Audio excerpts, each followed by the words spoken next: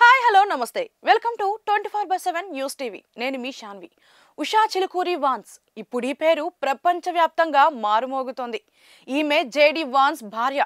ఆయన్ని Donald Trump వచ్చే America అధ్యక్ష ఎన్నికల్లో తన రన్నింగ్ మేట్ గా సోమవారం ప్రకటించారు. రన్నింగ్ మేట్ అంటే ఉపాధ్యక్షుడి కింద లెక్క. అంటే ఈ ఎన్నికల్లో ట్రంప్ గెలిస్తే ఉషా చిలుకూరి భర్త జేడీ వాన్స్ అమెరికా ఉపాధ్యక్షుడు అవుతాడు. ఉషా చిలుకూరి వాన్స్ ఆమె తల్లిదండ్రులు ఆంధ్రప్రదేశ్ నుంచి వెళ్లి అమెరికాలో స్థిరపడ్డారు. ఉషా చిలుకూరి యేల్ యూనివర్సిటీ నుంచి చరిత్రలో బ్యాచిలర్ డిగ్రీ పొందారు. కేంబ్రిడ్జ్ విశ్వవిద్యాలయం నుంచి తత్వశాస్త్రంలో మాస్టర్స్ పూర్తి చేశారు. న్యాయ సంబంధమైన విభాగాల్లో సుదీర్ఘంగా పనిచేశారు. సుప్రీంకోర్టు మాజీ న్యాయమూర్తులు justice John Roberts, justice Brett Kavanaugh వద్ద విధులు నిర్వర్తించారు.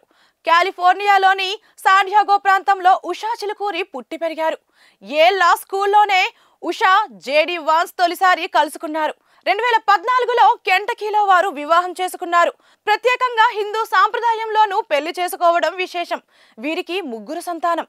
భర్త విజయంలో ఉషా కీలక పాత్ర పోషించారు.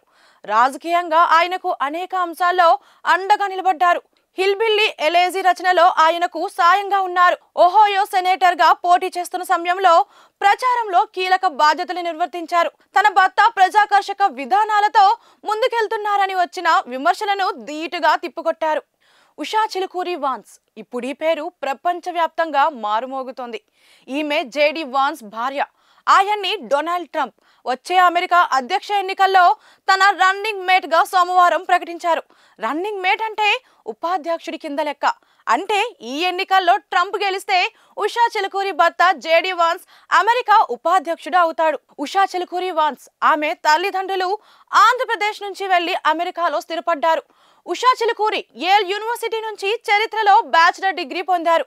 కేంబ్రిడ్జ్ విశ్వవిద్యాలయం నుంచి తత్వశాస్త్రంలో మాస్టర్స్ పూర్తి చేశారు. న్యాయ సంబంధమైన విభాగాల్లో సుదీర్ఘంగా పనిచేశారు.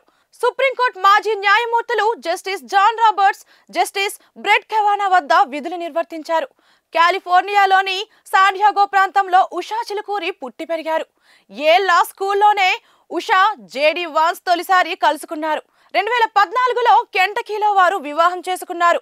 ప్రత్యేకంగా హిందూ సాంప్రదాయంలోనూ పెళ్లి చేసుకోవడం విశేషం. వీరికి 3 సంతానం. భర్త విజయంలో ఉషా కీలక పాత్ర పోషించారు. రాజకీయంగా ఆయనకు అనేక అంశాల్లో అండగా నిలబడ్డారు.